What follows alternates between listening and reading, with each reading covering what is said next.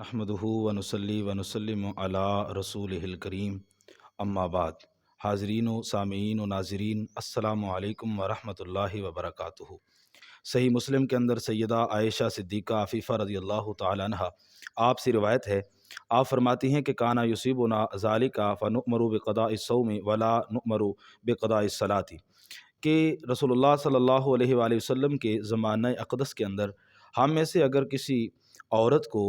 ماہواری کے ایام شروع ہو جاتے، حیض آ جاتا، تو پھر اس کو حکم دیا جاتا تھا کہ وہ نماز کی قضا نہ کرے، البتہ روزے کی بعد میں جب وہ پاک ہو جائے تو اس کی قضا کرے۔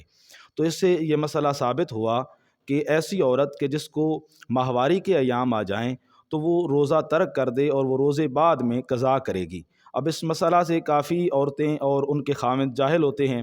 کہ ہم نے جو روزے اس وجہ سے چھوڑ دیے ہیں وہ ہمیں معاف نہیں ہیں، بلکہ بعد میں ان کی قضا کرنا پڑے گی۔ اور ایک مسئلہ جو رمضان المبارک کے اندر اکثر لوگوں کو پیش آتا ہے اور پھر پوچھتے ہوئے لوگ شرماتے ہیں یا شرم کی وجہ سے پوچھتے نہیں ہیں، اور بعض غلط فہمیاں بھی پائی جاتی ہیں۔ لوگ سمجھتے ہیں کہ اگر دوران روزہ عورت کو ماہواری کے ایام اگر شروع ہو جائیں تو پھر وہ اس کے بعد والا جو بقیہ سارا دن ہے وہ روزے کے ساتھ گزارے، حالانکہ ایسا معاملہ نہیں ہے۔ جب اس کے ماہواری کے ایام شروع ہو جائیں، دوران روزہ یہ خون آنا شروع ہو جائے تو پھر اس کا روزہ ٹوٹ جائے گا۔ اب اس کو روزے کی طرح پورا دن باقی جو ہے وہ گزارنا ضروری نہیں ہے، بلکہ وہ اس کو توڑ دے اور کھائے پیے، کیونکہ حیض کی حالت کے اندر جو روزہ ہے وہ رکھنا حرام ہے، اور حرام کرام کی جو مشابہت ہے فقہاء کرام نے تو یہاں تک لکھا کہ وہ بھی حرام ہے، لہٰذا وہ اس کو ترک کر دے اور اس کو چھوڑ دے۔ اب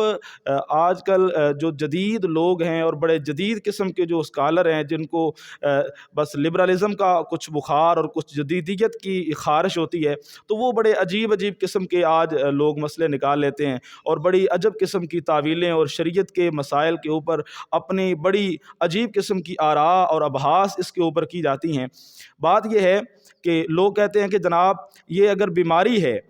ماہواری کے ایام اور حیض اگر یہ بیماری ہے، وہ کہتے ہیں یہ بیماری ہے اور بیمار کو تو اجازت ہے وہ روزے رکھے یا نہ رکھے، بعد میں قضا کر لے، تو اس کو بھی اجازت ہونی چاہیے، یہ بھی اگر رکھنا چاہے تو رکھ لے۔ حالانکہ بیماری کی وجہ سے اس کو یہ روزہ چھوڑنے کا نہیں کہا گیا، بلکہ اس عارضے کی وجہ سے، اس عذر کی وجہ سے اس کو ناپاک قرار دیا گیا، اور ناپاکی کی وجہ سے اس کو یہ حکم دیا گیا ہے کہ وہ اس روزے کو ترک کرے اور بعد میں اس کی قضا کرے۔ اب پھر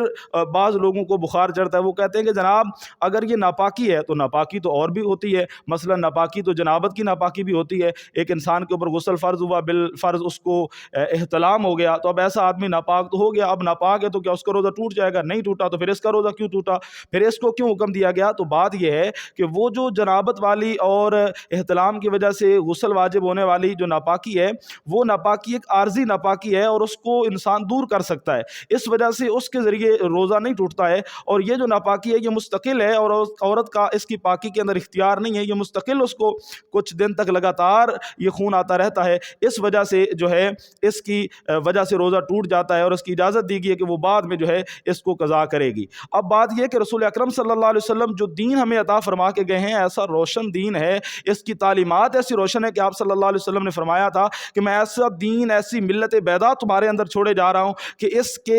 کی جو راتیں ہیں وہ اس کے دنوں سے بھی زیادہ چمکدار ہیں اور زیادہ روشن اور منور ہیں۔ تو اسلام ایک باقاعدہ کمپلیٹ کوڈ آف لائف ہے، زندگی کا پورا ضابطہ حیات ہے۔ ہر مسئلہ کو رسول اللہ صلی اللہ علیہ وسلم نے قیامت تک کے لیے اس مبارک دین کے اندر سمو دیا ہے۔ تیری نظر خارزار شب میں گلاب تحریر کر چکی تھی، اجاڑ نیندوں کے خواب میں انقلاب تحریر کر چکی تھی، میرے ذہن کے فلک پر جو سوال چمکے تو میں نے دیکھا، تیرے زمانے کی خاک ان کے جواب تحریر کر چکی تھی۔ اور پھر بعض لوگ سنجیدہ ذہن کے لوگ یہ سوال کرتے ہیں کہ ایسی حالت میں روزہ ترک کرنے کی وجہ کیا ہے، اس کے اندر حکمت کیا ہے؟ تو ان کے لیے عرض یہ ہے کہ ایسی حالت کے اندر روزہ اس وجہ سے عورت کو بعد میں رکھنے کی اجازت دی جاتی ہے، بعد میں قضا کرنے کا حکم دیا جاتا ہے، اور ایسی حالت میں روزہ توڑنے کا کہ بات یہ ہے کہ ایسی حالت کے اندر جب کہ خون کا اخراج ہوتا ہے تو عورت کے اندر اس کی وجہ سے قوت کی اور طاقت کی کمی آ جاتی ہے، تو روزہ بھی کمزوری کا باعث بنے گا اور اس کی وجہ سے بھی اس کو کمزوری ہوگی، تو کہیں ڈبل کمزوری لائق نہ ہو جائے۔ اسلام دین فطرت ہے،